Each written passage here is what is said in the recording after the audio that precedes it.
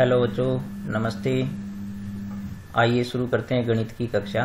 तो आज हम 11.2 शुरू करने जा रहे हैं। तो आप यहाँ देख रहे हैं कि पहला प्रश्न आपका जो है वो इसमें आपको ये दिए कि त्रिभुज ABC है आपके पास, जिसमें AB पर स्थित है D बिंदु और AC पर स्थित है E बिंदु और DE जो है वो BC के समांतर दिया हुआ है। तो आपको यहाँ पर इसके जो पहले प्रश्न के पार्ट्स हैं उसमें पहले में बच्चों यहाँ पर आप देख सकते हैं कि AD कितना दे रखा है। तो आप क्या करें, ये चित्र बनाने के बाद जो है ये जो खंड इसमें दे रखे हैं उनको आप अंकित कर लें। तो AD आपके पास है 6, तो यहाँ पर हम AD को लिख देते हैं 6। और DB आपके पास यहाँ पर इसकी जो लंबाई है वो 9 है। और AE बच्चों आपके पास है ये जो है वो 8। तो ये कह रहा है कि आपको AC निकालना है। तो AC पूरा ये जो AC भुजा है इसकी ये निकालनी है। तो आप क्या करें, पहले इस EC अंतः खंड को आप X मान लें। और अब हम क्या करते हैं, क्योंकि हमें DE BC के समांतर दे रखा है तो आप लिखेंगे कि त्रिभुज ABC में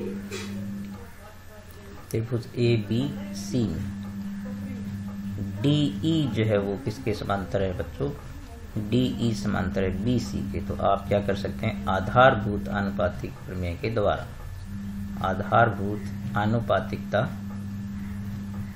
प्रमेय के द्वारा हमने क्या सीखा है कि जो अंतःखंड होते हैं वो समानुपाती होते हैं। ठीक है, तो इसके तो अंतःखंड कौन से हो गए, D के द्वारा AD और DB बन गया, E के द्वारा जो AE और EC बन गया। तो AD बटे DB क्या होगा, तो AD बटे DB आपके पास हो गया AE बटे EC।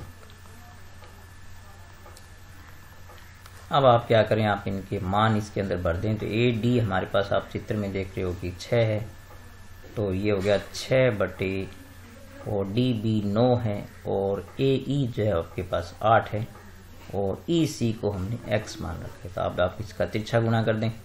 तो आप 6 को X से गुणा कर दें, 9 को 8 से गुणा कर दें। तो ये आ गया आपके पास 6 गुणा X बराबर हो गया 9 गुणा 8। तो इस प्रकार से गुणा वाली राशि भाग में जाती है। तो X बराबर आपके पास हो गया 9 गुणा 8 बटे 6। अब 8 को 9 से गुणा करेंगे 72 हो गया, बटे 6 हो गया, तो 12 6 के 72। तो ये इस प्रकार से X का मान कितना आ गया बच्चों, 12 आ गया। ठीक है, तो यहाँ से आप क्या करेंगे, AC आपको ज्ञात करना है।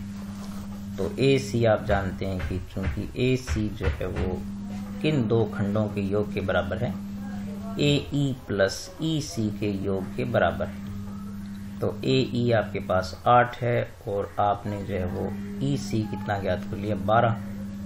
तो इस प्रकार से AC की लंबाई होगी 20 सेंटीमीटर। तो ये बिल्कुल आसान सा सवाल है। तो ये था आपका पहला पार्ट। अब हम इसका दूसरा पार्ट देखते हैं। तो ये दूसरे पार्ट में आप देख रहे हैं कि AD आपके पास AD और DB का अनुपात दे रखा है 4/13।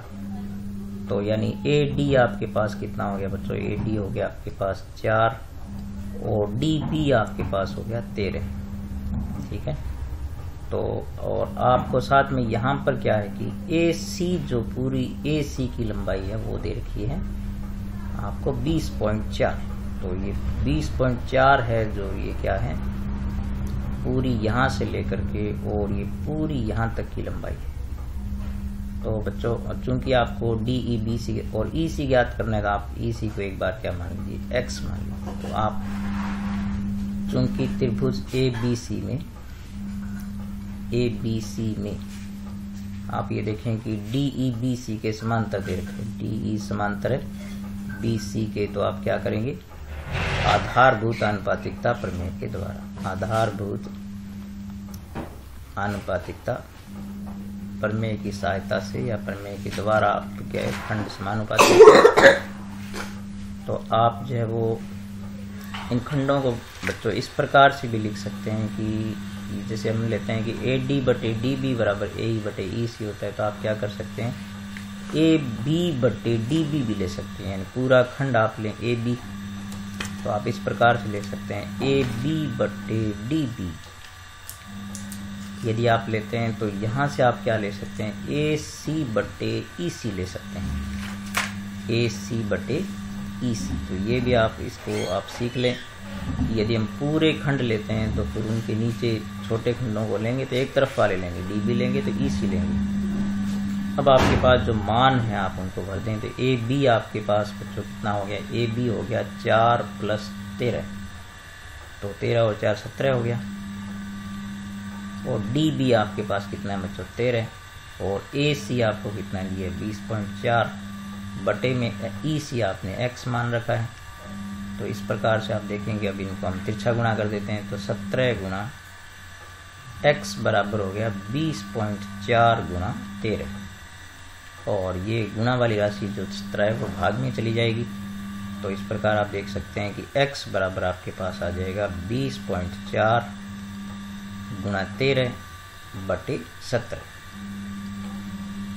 तो x बराबर आप इसको जब कैंसिल करेंगे इससे, तो आप देख सकते हैं कि 20.4 में जब आप भाग देंगे 17 का, तो 20.4 को जब काटेंगे 17 से, तो बच्चों यहाँ से इसको काटेंगे तो ये आएगा 1.2, तो 1.2 आ जाएगा। तो आप इसको सरल करेंगे तो आप 1.2 इंटू कितना हो गया 13 हो गया। आप इसको आप गुणा कर दें, तो गुणा करेंगे तो 13 दूनी 26, हासिल 2 होगी, 13 कम 13 और 2 हो गई 15।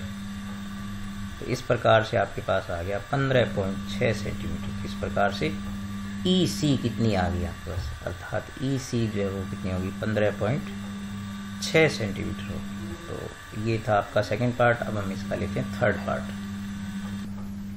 अब लेते हैं तीसरा पार्ट। तीसरे पार्ट में आप देख सकते हैं कि AD बटे DB 7/4 दे रखा है। इस प्रकार से AD होगी 7 और ये DB होगी 4, और AE जो है आपको कितनी देर के बच्चों 6.3, और EC को आप x मान लीजिए, तो चारों खंड हो गए ये। अब आप देख सकते हैं कि क्योंकि त्रिभुज ABC में बिल्कुल DE BC के समांतर है, तो आधारभूत आनुपातिकता प्रमेय का प्रयोग करेंगे तो ये खंड समानुपाती होंगे, यानी AD बटे DB जो है आपके पास क्या हो जाएगा AE बटे EC हो जाएगा। और फटाफट ये मान इसमें भर दीजिए। तो AD आपके पास कितना है 7 है, और ये 4 है। AE आपके पास 6.3 है, और EC को हमने x मान लिया। तो अब तिरछा गुणा करेंगे तो 7 गुणा x बराबर आ गया 6.3 गुणा 4। तो इस प्रकार से आप देखें कि x बराबर आपके पास हो जाएगा 6.3 गुणा 4 बटे 7। आप इसको यहाँ से कैंसिल करेंगे, 7 को जब इससे कैंसिल करेंगे तो आप देख सकते हैं कि यहाँ पर आएगा 0.9, जो 7 3 63 होते हैं ना, 1 दशमलव लग जाएगा। तो x बराबर आ गया आपका 9 चौके 36 यानी 3.6 सेंटीमीटर। इस प्रकार से आप देखें कि आपके पास EC कितनी आ गई, EC होगी 3.6 सेंटीमीटर। तो इस प्रकार से AC आपको ज्ञात करनी है। तो AC क्या होती है AE प्लस EC है। आप यहाँ देख सकते हैं कि AC पूरा खंड जो इन दो खंडों के योग के बराबर है। तो AE आपके पास 6.3 है, ये 3.6 हमने ज्ञात कर ली। तो इनको जोड़ेंगे तो ये हो गया आपके पास 9.9 सेंटीमीटर। तो इस प्रकार से ये आपका AC ज्ञात हो गया। अब हम चलते हैं चौथे पार्ट पर। तो चौथे पार्ट में आप देख रहे हैं कि AD आपको कितना दे रखा है 4x - 3। तो यहाँ पर आप लिखें 4x - 3, और AE आपको कितना दे रखा है AE जो ये वाला है ये 8x - 7 है, 8x - 7। और BD बच्चों कितनी है 3x - 1, तो ये होगी 3x - 1। और CE आपके पास 5x - 3, तो 5x - 3। तो हमें चूंकि DBC के समांतर दे रखा है तो ये इसी प्रकार से खंड समानुपाती रहेंगी प्रमेय के द्वारा। तो अब हम क्या करेंगे, इनकी वैल्यू पुट कर देते हैं, इसके अंदर रख देते हैं। तो AD हमारे पास कितना है 4x - 3 बटे 3x - 1, और बराबर में AE कितना है 8x - 7, और आपके पास EC जो है वो कितनी है बच्चों 5x - 3 है। तो ये रख दें यहाँ पर 5x - 3। अब इनको तिरछा गुणा करेंगे तो ये पद इधर गुणा हो जाएगा और ये पद इधर गुणा हो जाएगा। तो आप देख सकते हैं कि 4x - 3 जो है वो किससे गुणा हो जाएगा 5x - 3 से, ठीक है। और बराबर में इसके जो ये 8x माइनस 7 है ये गुना हो जाएगा 3x माइनस 1 से। ठीक है, तो अब आप इनको सावधानी से गुना कर दीजिए। तो गुना करते हैं तो बच्चों देखो ये पहला पद जो इन दोनों से गुना करेंगे, फिर दूसरे पद को दोनों से गुना करेंगे। तो इसका सबसे अच्छा तरीका ये है कि आप दूसरे ब्रैकेट को पहले 2 बार लिखें। ठीक है, तो दूसरा ब्रैकेट हमारे पास कितना है 5x माइनस 3 और यहाँ भी लिख दें 5x माइनस 3। और फिर क्या करें, जो पहले ब्रैकेट के जो दोनों पद हैं उनको एक एक करके इनके आगे लिख दें गुणा में।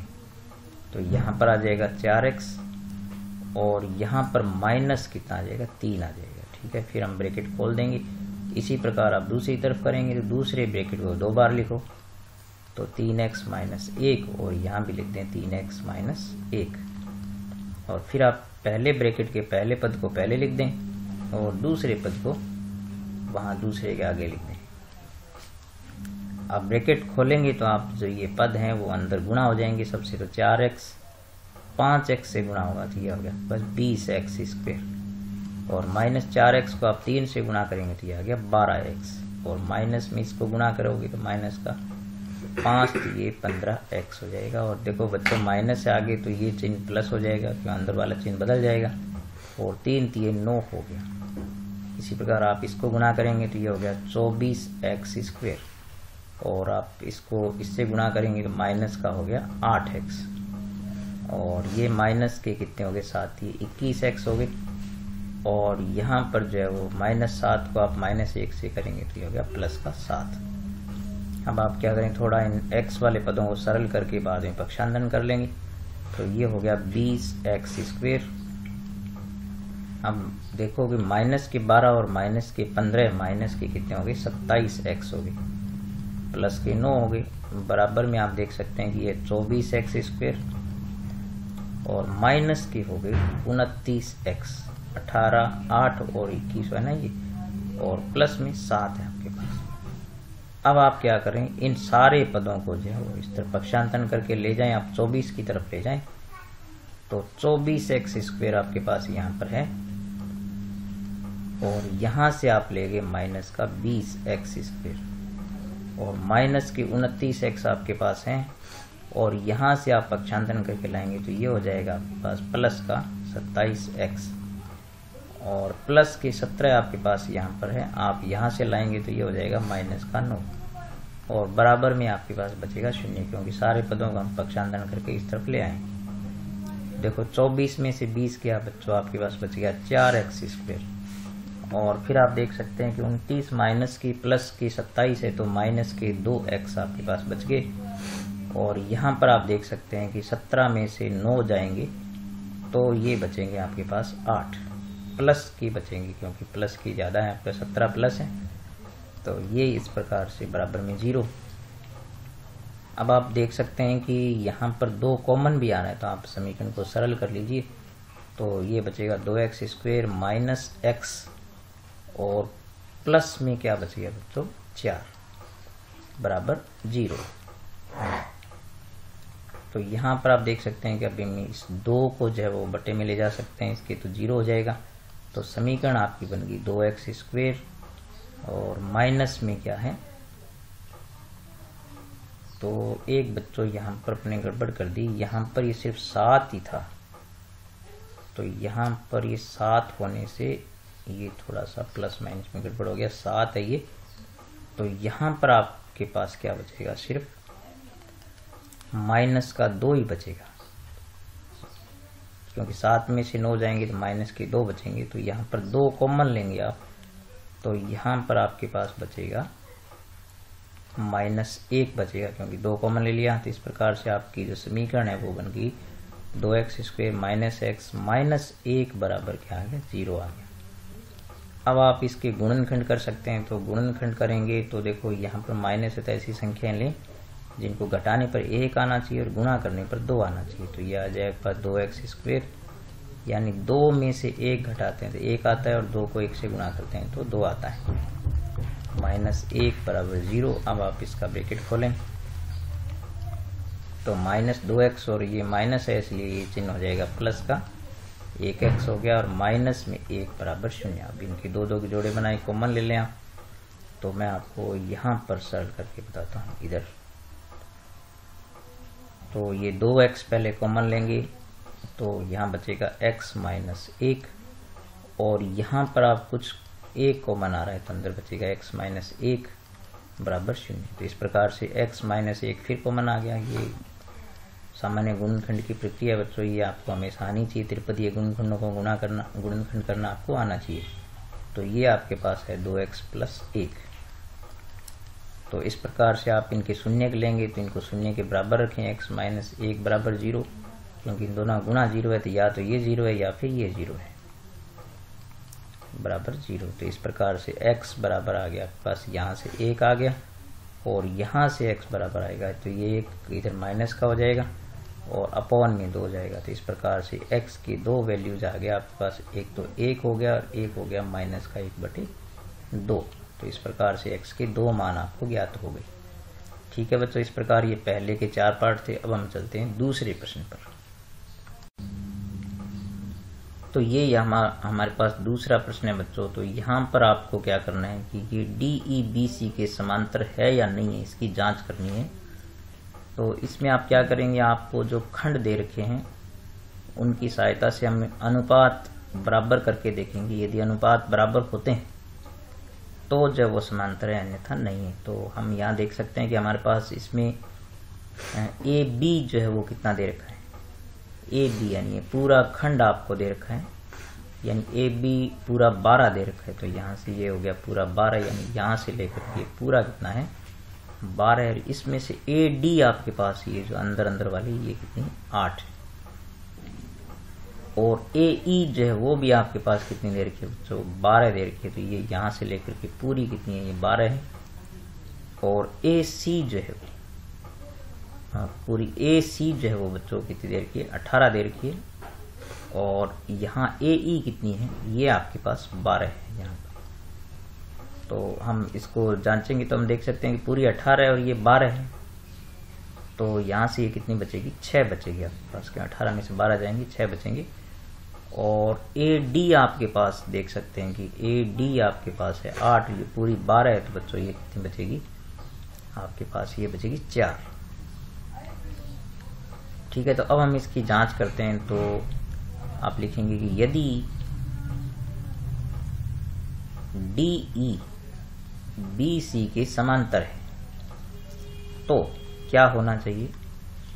तो आपके पास AD/DB, AD/DB जो है वो किसके बराबर होना चाहिए, AE/EC के बराबर होना चाहिए, आधारभूत प्रमेय के विलोम से जो है वो।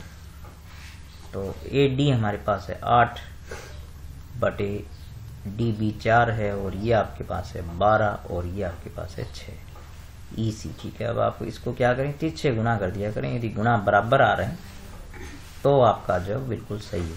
तो 8 गुना 6 हो गया और 12 गुना कितना हो गया 4 हो गया। तो ये भी 8 छिक्के 48 हो गया और ये 12 चौके 48। तो बराबर आ रहा है, तो बराबर आ रहा है तो आप लिख सकते हैं कि आता है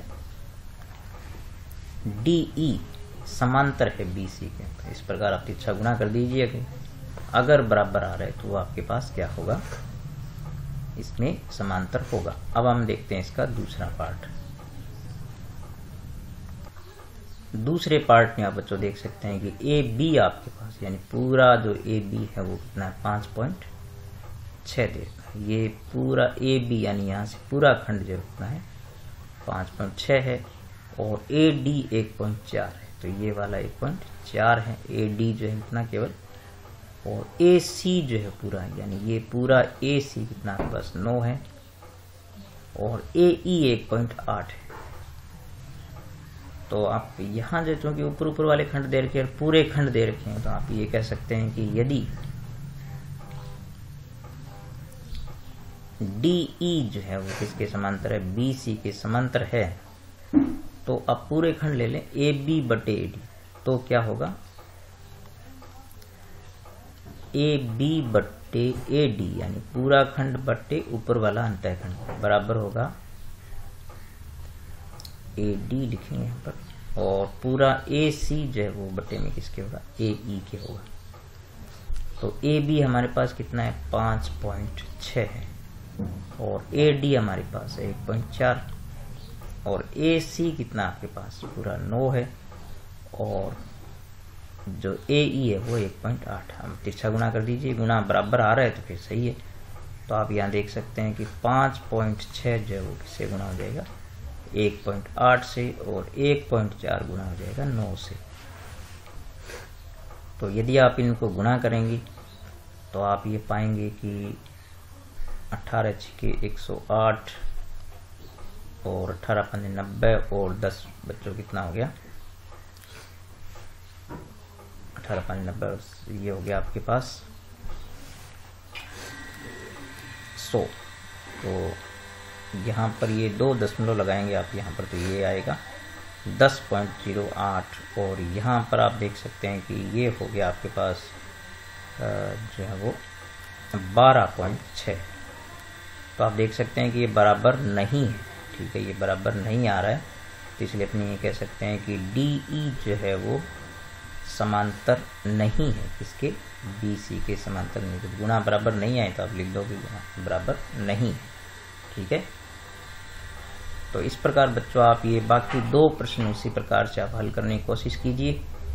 तो आप क्या करिए, इन खंडों का अनुपात लेकर के और इनको आप तिरछा गुणा कीजिए, गुणा बराबर आए तो समांतर होगा, अन्यथा नहीं होगा। तो ये इसका जांच का बिल्कुल सीधा सा तरीका है। और इसके बाद के बच्चों अपने जो सिद्ध करने वाले प्रश्न हैं वो नेक्स्ट वीडियो में करेंगे। तो आज के लिए इतना ही। आप इन प्रश्नों को थोड़ा गौर से देखिए ताकि आपको समझ में आ जाए कैसे खंडों का अनुपात लेना है और कैसे उनको सरल करना है, कैसे समांतर होने की जांच करनी है, और किस प्रकार से जो पहले आधारभूत आनुपातिकता का प्रमेय का जो अनुप्रयोग है वो पहले प्रश्न के द्वारा करके बताया है। तो उसको आप गौर से देखिए और खंडों का अनुपात लेना सीखिए। बस खंडों के अनुपात में आपको ध्यान रखना है कि या तो आप क्या करते हैं, ए डी बटे डी बी लेते हैं, ए ई बटे ई सी लेते हैं। लेकिन यदि पूरे खंड लेते हैं तो यदि आप ए बी ले रहे हैं तो इसके नीचे ए डी ले सकते हैं, और ए सी ले रहे हैं तो इसके नीचे ए ई ले सकते हैं। इसी प्रकार आप यूं भी कर सकते हैं, यदि ए बी बटे डी बी लेते हैं तो फिर ए सी बटे ई सी लेंगे। तो इस प्रकार से भी खंड लिए जा सकते हैं। आपको प्रश्न में उपलब्ध आंकड़ों के आधार पर आप इस प्रकार से खंडों का अनुपात ले सकते हैं। तो ठीक है, मिलेंगे नेक्स्ट वीडियो में, तब तक नमस्कार।